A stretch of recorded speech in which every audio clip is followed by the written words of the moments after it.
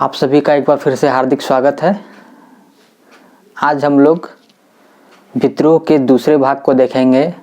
पहले भाग में हम लोगों ने कुल 4 विद्रोह को पढ़ा है, जिसमें कि आपका ढाल विद्रोह, ज्वार विद्रोह, चेरो विद्रोह और भोक्ता विद्रोह। इन 4 विद्रोह के बारे में बात हो चुकी है। आज हम लोग उससे आगे अगले विद्रोह की ओर बढ़ेंगे कि अगला विद्रोह झारखंड में कौन सा हुआ।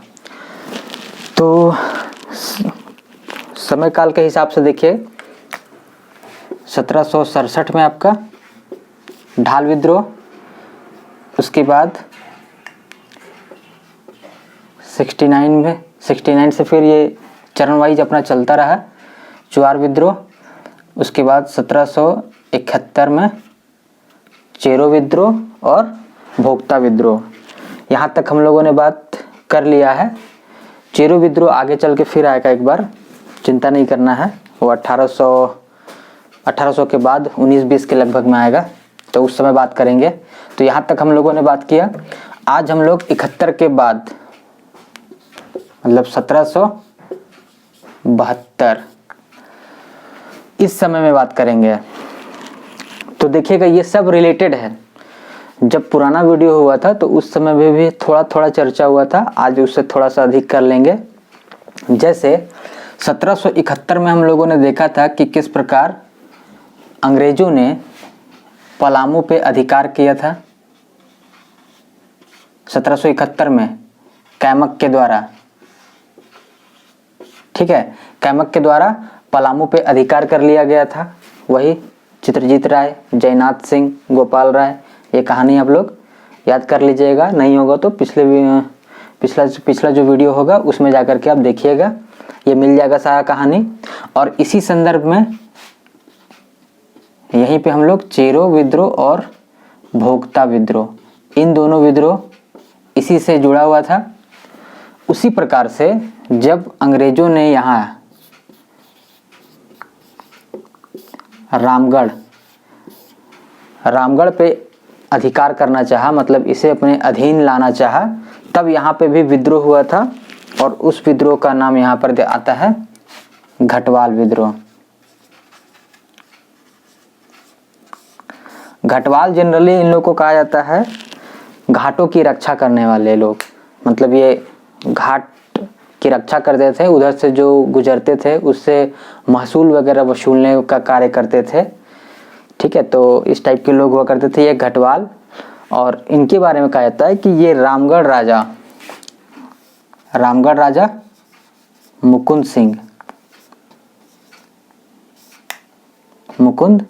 सिंह इसके बड़े वफादार थे।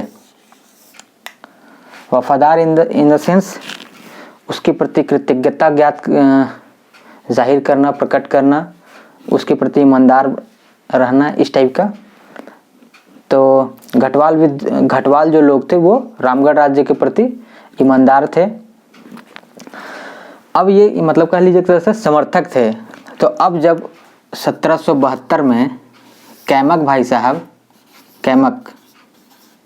ये जब यहाँ रामगढ़ क्षेत्र में इनके जो राजा है, इनके जो लोकप्रिय राजा हैं कह सकते हैं, उसको जब अपदस्थ करके इसके एक संबंधी तेज सिंह को गद्दी पर बैठाएगा, तो यहाँ वाले लोग घटवाल ये विद्रोह करेंगे। स्वाभाविक तौर पर करेंगे ही करेंगे, क्योंकि ये इसके क्या हैं, समर्थक हैं। अब इनके प्रिय राजा को अगर अनैतिक तरीके से या ज़बरदस्ती कर लीजिए कि इससे अगर गद्दी से उतारा जाएगा तो वो तो सपोर्ट करेंगे अपने राजा का, और उन्होंने किया भी। हालांकि ये हुआ कि कैमक के समझाने बुझाने पर ये लोग मान गए।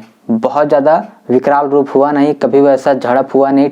मतलब एक होता है ना, झड़प हो जाना, टकराव की स्थिति आ जाना, युद्ध हो जाना, कितने लोग इधर मारे गए, इतने लोग उधर मारे गए, इतना गोली चला, इतना बम चला, कुछ नहीं, वैसा कुछ नहीं हुआ। वो लोग समझाए बुझाए और ये लोग मान गए।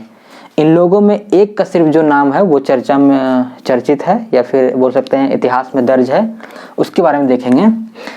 एक इसके घटवाल में ही मुकुंद सिंह के समर्थक थे रघुनाथ सिंह, ये भी एक घटवाल राजा। अब चूंकि ये थे मुकुंद सिंह के समर्थक, इनको गद्दी से हटाया जा रहा था, तब ये क्या किए थे, और अंग्रेज क्या कर रहे थे ना, तेज सिंह को बैठा रहे थे। साथ साथ में अंग्रेजों ने क्या किया था कि जहां भी जा रहे थे, वो पिछले क्लास में बात हुआ था कि जहां भी जा रहे थे बाहरी लोगों को जागीरदार बनाते जा रहे थे, जागीरदार, तो वो सब बाहरी लोग थे। तो ये क्या किए रघुनाथ सिंह, ये अपने आसपास के ये जो क्षेत्र के थे 4 परगना के जागीरदार को, इन जागीरदारों को, ठीक है, इनको ये मार के भगा दिया। उस समय राजा थे तेज सिंह के बेटे बन गए थे पारसनाथ सिंह,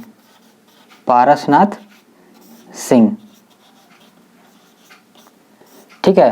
तेज सिंह को गद्दी पे बैठाया गया 74 पे, मतलब राजा घोषित किया गया, और उसी साल उनकी मृत्यु हो जाती है। उसके बाद उसके पुत्र, तेज सिंह के पुत्र पारसनाथ सिंह गद्दी पे बैठते हैं। तो रघुनाथ सिंह थे, ये 4 परगना जागीरदारों को भगा दे रहे थे। तो पारसनाथ के ये संरक्षण में थे।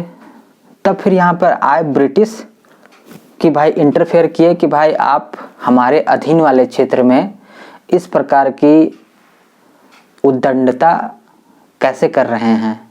तो इसको कंट्रोल करने की जिम्मेवारी मिली चतरा के कलेक्टर,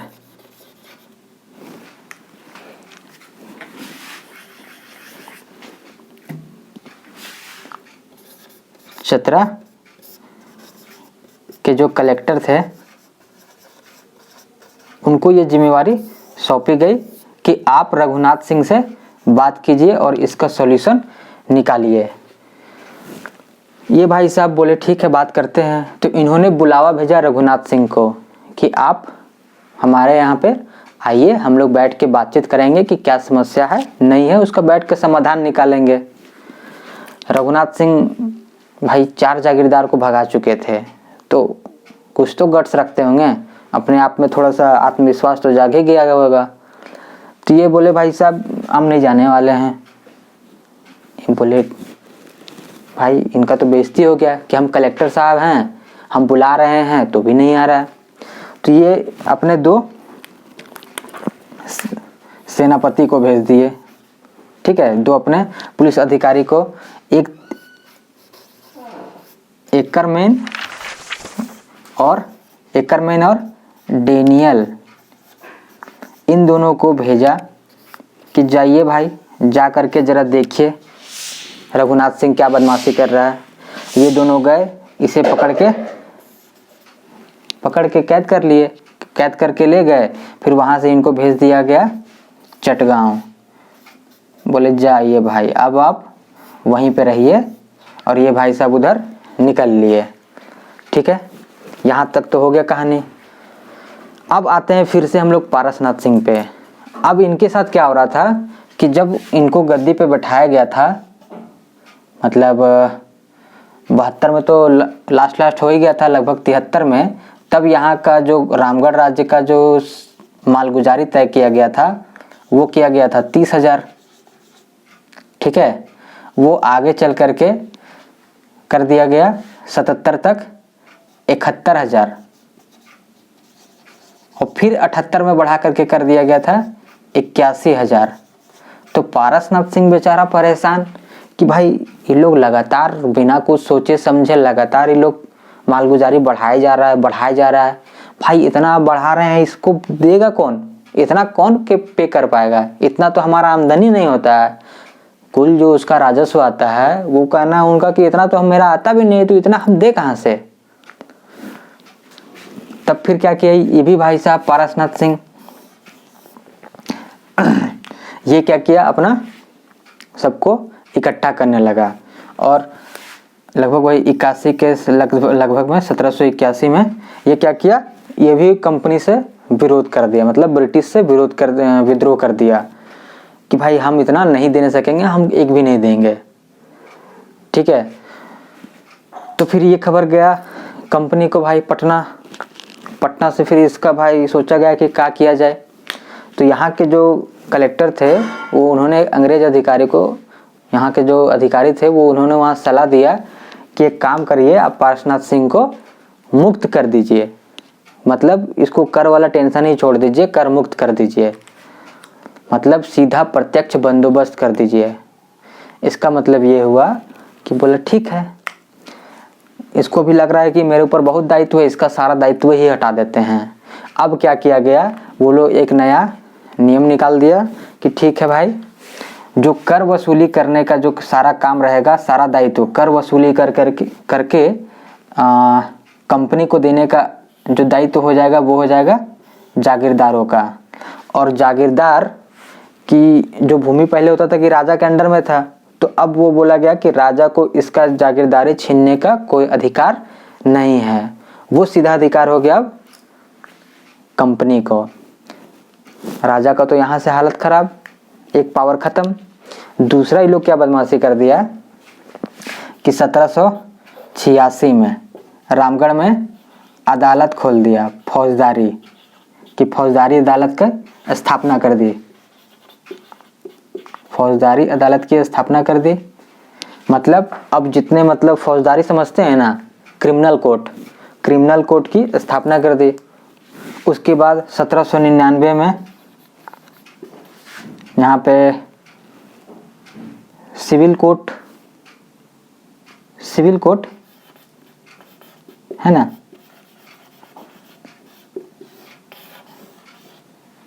फौजदारी और इसे सिविल कोर्ट या फिर इसे बोलते हैं दीवानी कोर्ट बोलते हैं, दीवानी अदालत। मतलब जो पैसा से रिलेटेड होगा ना, पैसा वैसा से, क्रिमिनल टाइप का नहीं, विदाउट क्रिमिनल वाला, पैसा जमीन जायदाद ये वाला, तो ये सब कोर्ट भी खोल दिया। तो अब राजा के पास बचा क्या, कर वसूलने का सारा जिम्मेवारी इसको, जो सुनवाई करता था राजा, फैसला वसला देता था वो, तो उसके लिए अब कोर्ट हो गया। तो राजा क्या हो गया, अब सिर्फ नाम मात्र का बच के रह गया, उसका सारा शक्ति हो गया छिन्न। और इस तरीके से रामगढ़ को मिटा दिया गया। और यहीं पे घटवाल विद्रोह आप लोग देख लीजिए, घटवाल विद्रोह का यहाँ पर क्या क्या हुआ। घटवाल विद्रोह में सिर्फ एक हुए जो फेमस, जो कि कुछ किए, बाकी तो बाकी सब जुड़ रहे के और युद्ध करने के विचार में थे, विरोध कर रहे थे, आमना सामना हुआ, लेकिन वैसा युद्ध हुआ नहीं। कैमक के समझाने बुझाने पर ये लोग मान गए। इन लोगों को भी लगा कि भैया अब मुकुंद सिंह का दोबारा राजा बनना संभव नहीं है, तो वो लोग भी उसका साथ छोड़ के और आराम से सब अपने अपने काम में लग गए। मुकुंद सिंह भाई साहब को उधर चले गए, रघुनाथ सिंह बाद में किए, तो रघुनाथ सिंह को उठा करके भेज दिया गया चटगांव, वही बांग्लादेश। इस तरीके से रामगढ़ को पूरा कैप्चर कर लिया गया और पूरे अपने कंट्रोल में ले आया गया। और घटवाल विद्रोह ऐसे ऐसे इसका अंत हो गया। तो यहाँ आप लोग देख लेंगे घटवाल विद्रोह, तो इसे आप लोग पूरा देख लीजिए एक बार अच्छे से अपने हिसाब से समझ के, और इसे स्क्रीनशॉट ले लीजिए और फिर इसे अपने शब्दों में नोट्स बना लीजिएगा। चलिए अब हम लोग आगे देखेंगे।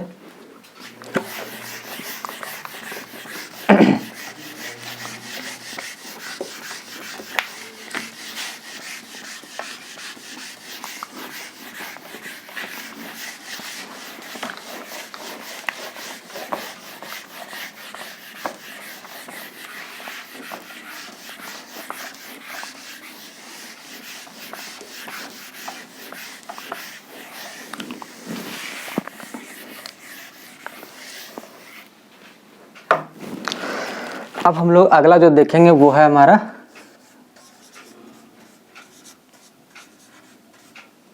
पहाड़िया विद्रोह।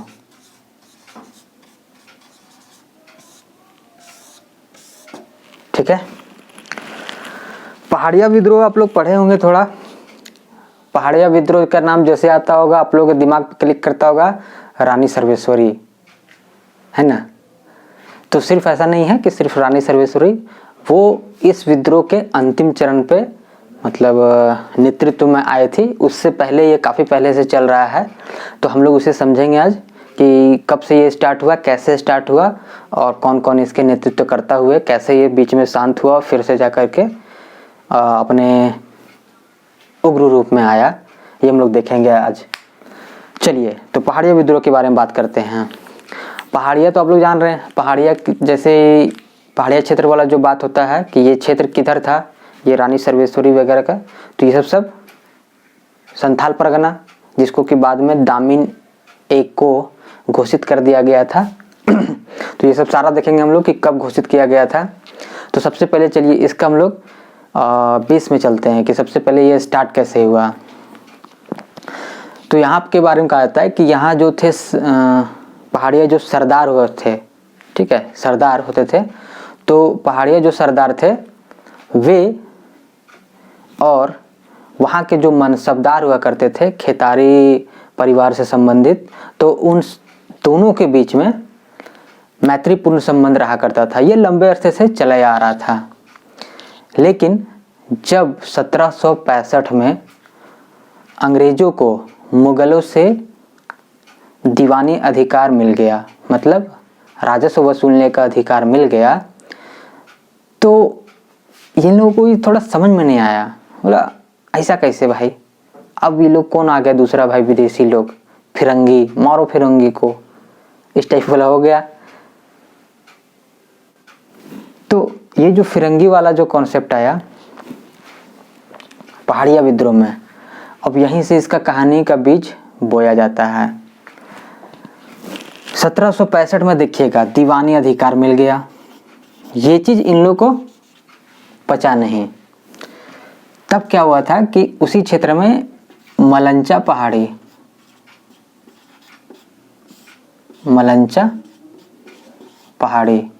यहीं पे उनका जो तराई था, मतलब नीचे वाला क्षेत्र, पहाड़ी नहीं कि तराई, नीचे वाला क्षेत्र में, वहाँ से ब्रिटिश सेना उन लोग का छावनी अपना जा रहा था, ठीक है, उन लोग का सेना अपना चल रहा था, ब्रिटिश सेना।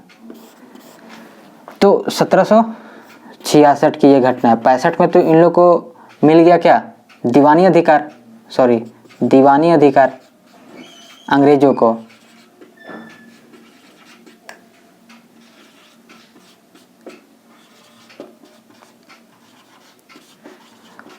तो इसी के विरोध स्वरूप क्या हुआ, 1766 में जब ब्रिटिश की सेना जा रही थी मलंचा पहाड़ी की तराई से, तब एक पहाड़िया जो सरदार हुए जिसका कि नाम हुआ रमना आहड़ी,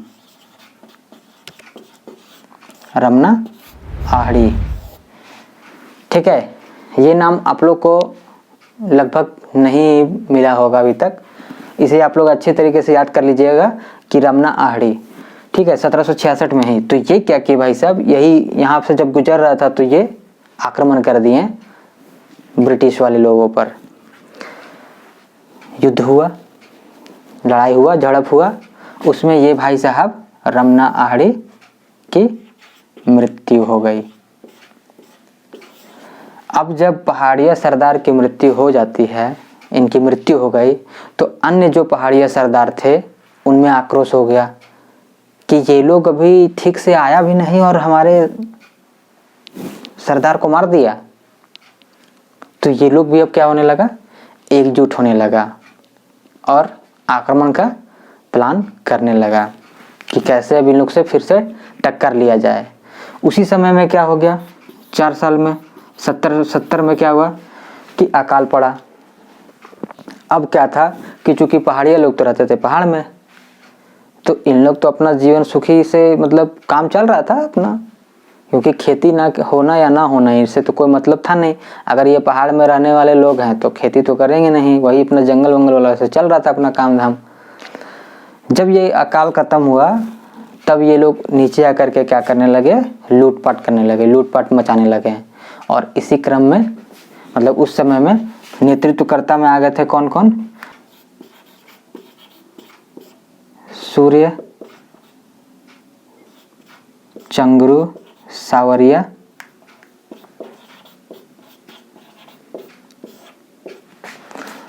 पाचंगे डोम्बा,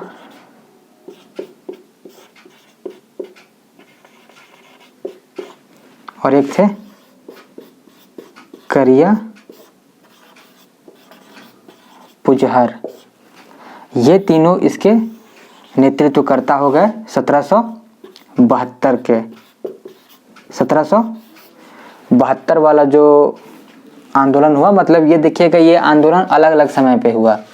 जैसे स्टार्टिंग तो 1766 में ये कर ही दिए थे भाई साहब, उसके बाद मुख्य रूप से 1772 में, फिर 78 में, उसके बाद आपका आ गया 79 में, और फिर 81, 82।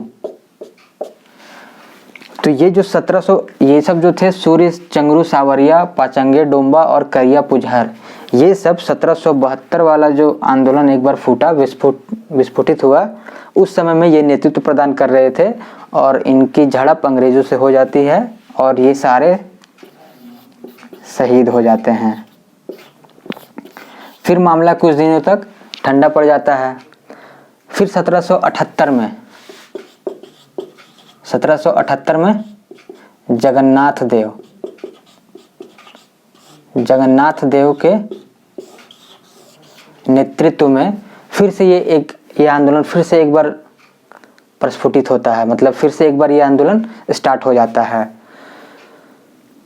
उसी समय में एक अच्छी बात होती है कि यहाँ पर इधर के जो कलेक्टर बन के आते हैं क्लीवलैंड,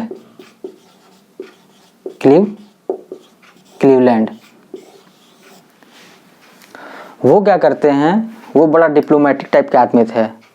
वो क्या किए, बड़ा ही प्यार से मीठा मीठा बोल करके इन लोगों को समझा बुझा के क्या किए, अपनी ओर शामिल कर लिए, मतलब अपनी अधीनता स्वीकार करवा दिए। जगन्नाथ देव के साथ साथ 47 सरदार जो पहाड़िया सरदार थे, उन सभी को अपने अधीन शामिल करने में ये सफल हो गए। बोले कि भाई आप कर लीजिए, और इन लोग का क्या होने लगा ना, इन लोग को मतलब क्या बोलते उसको, भत्ता वगैरह सैलरी टाइप का दिया जाने लगा इन सरदारों को। वो लोग बोले अच्छा ऐसा भी होता है, दे दो भाई, तो बढ़िया बात है। तो वो लोग इससे मतलब प्रेरित होकर के बोल लीजिए, या फिर किसी तरीके से इसके मीठे मीठे कुटिल वाणी के द्वारा किसी भी तरीके से ये शामिल हो गए। साथ ही क्या किया, एक अच्छा प्रयास किया कि यहाँ पे लगभग बोला जाता है कि लगभग 1300 जो पहाड़िया लोग थे, उनको क्या किया, सरकारी सेवा में धनुर्धर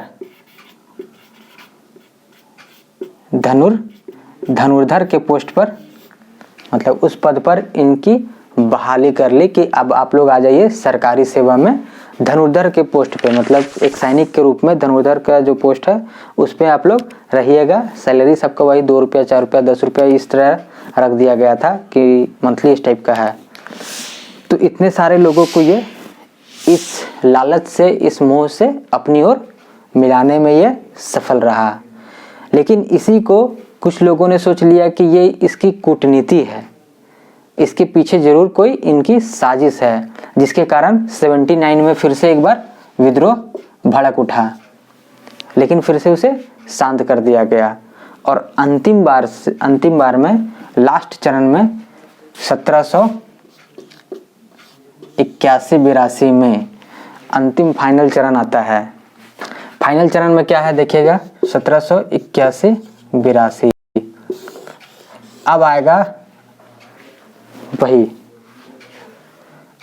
इस समय ये विद्रोह फिर से भड़क उठा, और इस समय इसको भड़काने का श्रेय, मतलब भड़काने के मतलब आवाज़ उठाने या विद्रोह को नेतृत्व करने का श्रेय जाता है महेशपुर की रानी, महेशपुर या सुल्तानाबाद है, ठीक है, एक ही बात है, महेशपुर की रानी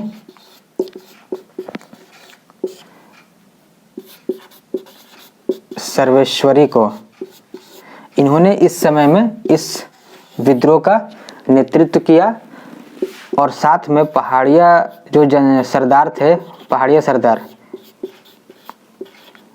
इन सभी को अपने साइड में सम्मिलित कर लिया। ये बढ़िया रहा। इससे क्या हुआ, इनकी अवस्थिति थोड़ी मजबूत हो गई। लेकिन इसके बावजूद भी इन्हें कोई विशेष सफलता इस विद्रोह के द्वारा सफलता नहीं मिली, और इसी के परिणाम स्वरूप 1783-84 में ये वाला जो क्षेत्र था रानी सर्वेश्वरी वाला, वो वाला पहाड़ी वाला इलाका को क्या किया, अंग्रेजों ने, इन लोगों ने कर दिया इसे दामिन ए को क्षेत्र घोषित कर दिया। ठीक है, अर्थात अब इस पे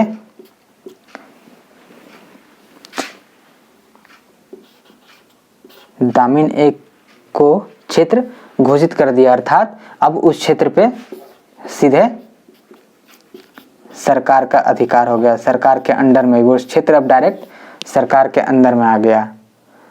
और ये बेचारी रानी सर्वेश्वरी को उठा करके भेज दिया गया भागलपुर जेल। बेचारी वहीं पे जाकर के फिर आजीवन वहीं पर बंद रही और वहीं पर इनकी मृत्यु हो जाती है 1807 में।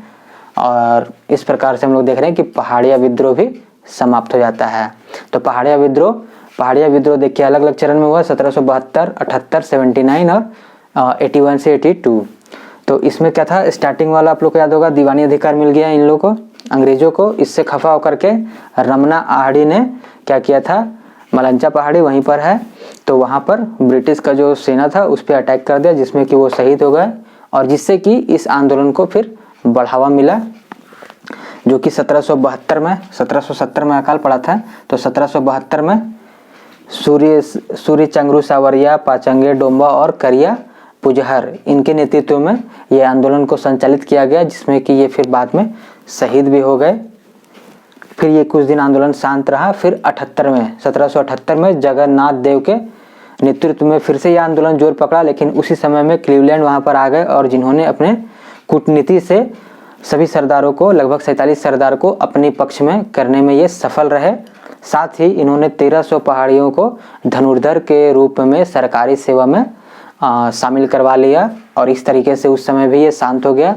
लेकिन इसी को ये कोई चाल समझ के फिर से 79 में एक बार फिर से ये जोर पकड़ा, लेकिन फिर से ये शांत कर दिया गया। और फाइनली 1781-82 में महेशपुर की रानी सर्वेश्वरी के द्वारा इस आंदोलन को फिर से एक बार उठाया गया, जिसमें कि पहाड़िया सरदार ने भी इनकी मदद की, लेकिन हालांकि ये सफल नहीं रहा और ये पराजित हो जाते हैं। इनको भागलपुर जेल में बंद कर दिया जाता है, जहां इनकी मृत्यु 1807 में हो जाती है।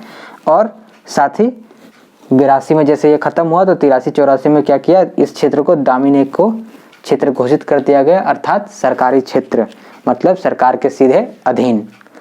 तो आज हम लोगों ने ये 2 आंदोलन के बारे में देख लिया है, तो आप इसे अच्छी तरीके से स्क्रीनशॉट ले लीजिएगा और फिर मिलते हैं हम लोग अगले क्लास में इससे आगे वाले आंदोलन के साथ। फिर मिलते हैं। Thank you.